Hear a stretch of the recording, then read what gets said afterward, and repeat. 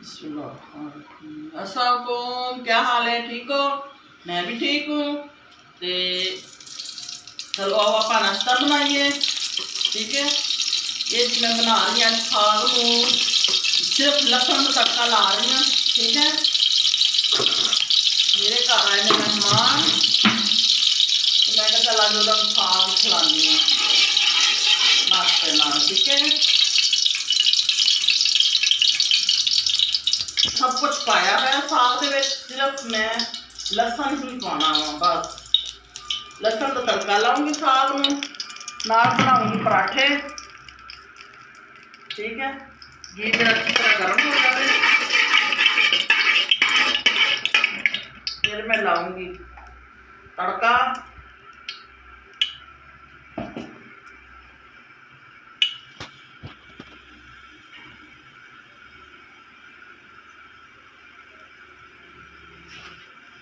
मेरा गर्म है तो चक्या वा, ये मेरा लहसुन है हरा।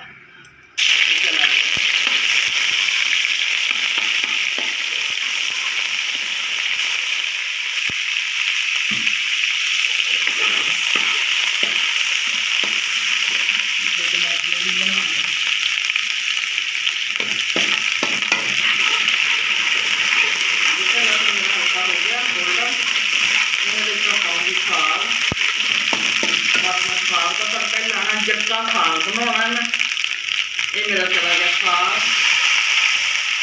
ठीक है, साग मेरा है बर्फ वाला, इन्हें हल्के आग पे लाऊंगी।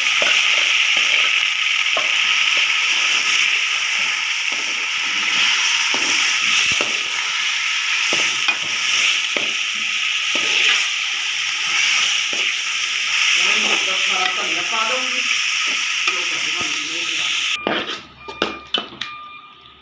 साग मेरा नजर आ रहा है,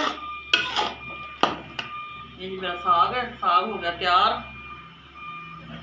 ठीक है, थोड़े देर मैं पाऊंगी बस, सिर्फ मैं लहसुन का तड़का लाया वा, नाल पराठा होएगा। तो बस मैं लंबे चौड़े टमाटर ये तो वो नहीं, बस असं खाने जटका जा साग, सिर्फ लहसुन का तड़का ला के। ठीक है, ये जी हम मेरा धनिया चला गया वा। ठीक है, साग तार है, हम मैं रोटी बना देवा, पतले पतले फुलके बनाऊंगी।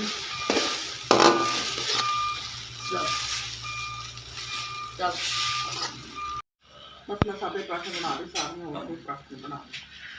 ठीक है, हल्के बस हल्के घी वाला पराठा बना रही है मैं, बड़े बड़े ज़्यादा घी नहीं ला रही, क्योंकि साग है नाल। बस हल्का हल्का घी ला के पराठा बना के तो मेहमानों दे देव दवा दव।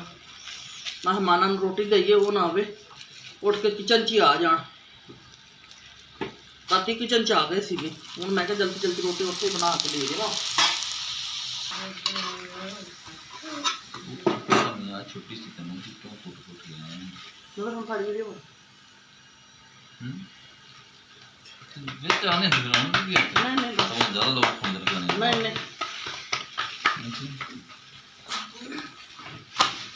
हल्के हल्के घी वाला पराठा बन चलिया, क्योंकि ज़्यादा घी जोड़ा है वो सेहत वास्ते अच्छा नहीं गा।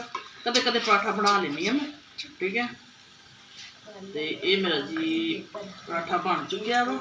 ठीक है, कैसा प्यारा बन रहा है।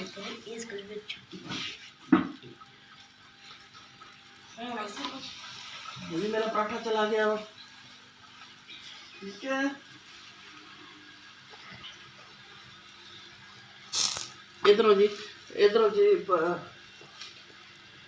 तू पो जानी चाल पता ही कर लिया इधर इधर इधर। मेरी चाय बन रही है, इधरों मेरा पराठा बन रहा है, नाल मेरा साग तड़किया पिया वा। तो बस फिर क्या मजा आएगा। नजर में निचोड़ी आता घी, इन्ना घी जो छापर में दूध लगा पिया वा, जिदा लगा बैठा वा।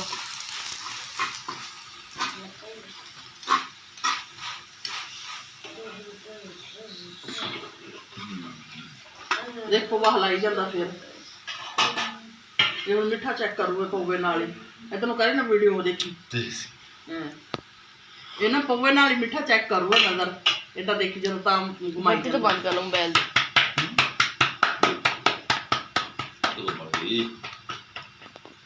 ये मेरा पराठा बन गया। और भी ठीक है, काफ़ी सारे मैं पेड़े बना के रखी बैठी सी, तो जल्दी जल्दी फिर मैं बनाई होनी है। ये मेरा चला गया पराठा। बैठ खा लो, खाना खा लो।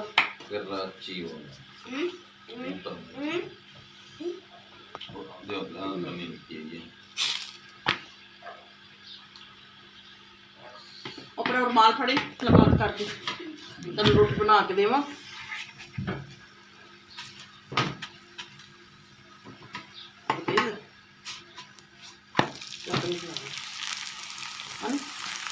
आखिर ये पका देना